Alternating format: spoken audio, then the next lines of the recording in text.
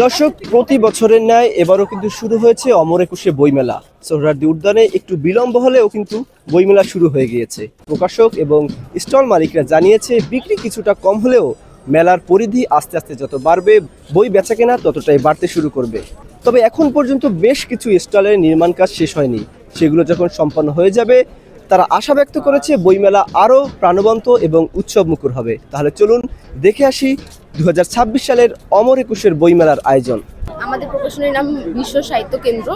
আর আপাতত বিক্রি ভালো চলছে, বিশেষ করে রমজানের মাসের জন্য একটু কম অন্য বছরগুলোর তুলনায়, কিন্তু এবছর আমরা যতটুকু আশা করছি তার থেকে কম, বাট ভালো, আল্লাহর রহমতে ভালো চলছে।